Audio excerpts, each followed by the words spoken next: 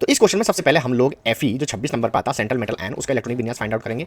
Argon जो कि 18 number पर आता है, और उसके बाद में हम यहाँ पे लिखेंगे 3d6 और 4s2, ये इसका इलेक्ट्रॉनिक विन्यास होता है। राइट, यहाँ पर हमारे पास जो लिगेंड है वो दुर्बल है। तो बच्चों अब निकालेंगे हम ऑक्सीकरण संख्या। तो ऑक्सीकरण संख्या कैसे निकालते हैं, हमें निकालनी है x की, तो x यहाँ हो जाएगा माइनस f की होती है 1, तो यानी कि -6 इज इक्वल टू -3, तो x बराबर आइए आपका +3। तो यहाँ पर Fe का जो इलेक्ट्रॉनिक विन्यास होगा +3 पर, वो ये होगा कि आपका आर्गन तो एज इट इज रहेगा, लेकिन यहाँ से 3 इलेक्ट्रॉन कैसे निकलेंगे, 2 यहाँ से निकलेंगे और 1 इलेक्ट्रॉन यहाँ से निकलेगा, तो हो जाएगा 3d5 और 4s0। यहाँ पर हम 4p0 अपनी तरफ से लिख लेंगे।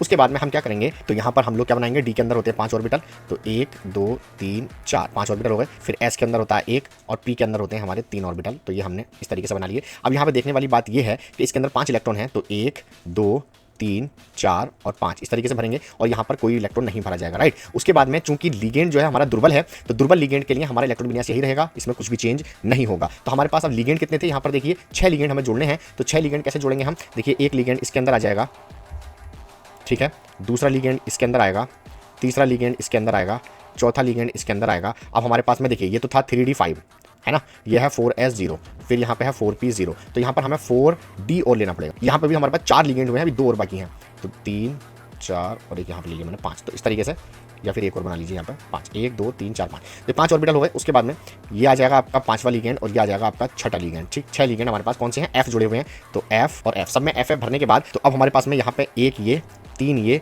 और 2 ये आए, तो S P के 3 डिब्बे और D के 2 डिब्बे, तो पूरा जो संकरण बना हमारे पास में sp3d2 संकरण बना है। ठीक है, तो ये तो हमारा हो गया संकरण। तो अब हमारे पास में सारी पॉइंट हमें क्या क्या निकालने थे, एक तो हमें आयन की संरचना निकालनी थी, तो यहाँ 6 के लिए कैसे बनाएंगे, बीच में रहेगा हमारा Fe, यहाँ से एक लाइन ये, एक बॉन्ड ये, एक बॉन्ड ये, एक बॉन्ड ये, यहाँ पर F जोड़ेंगे, यहाँ पर F जोड़ेंगे, यहाँ पर F जोड़ेंगे, यहाँ पर F जोड़ेंगे। राइट, और उसके बाद में 2 यहाँ पे जोड़ेंगे, एक इस तरह से और एक इस तरह से, F और F सबको गिन के देखिए 6 हो गए होंगे। इलेक्ट्रॉन पेयर और लगाएंगे इस तरह से, ये देखिए इस तरह से। तो ये तो हो गई इसकी संरचना, यानी कि डायग्राम या ज्योमेट्री जो भी आप कहना चाहें। ठीक, यहाँ पर आप चाहें तो जाते हुए तीर इस तरीके से लगा सकते हैं, क्योंकि ये उपसहसंयोजी बंध है। ठीक है, उसके बाद में वो पूछ रहा है क्या चुंबकीय प्रकृति। अब चुंबकीय प्रकृति के लिए क्या होता है, बहुत ही आसान तरीका है। सेकंड पॉइंट हम यहाँ निकालने हैं, चुंबकीय प्रकृति।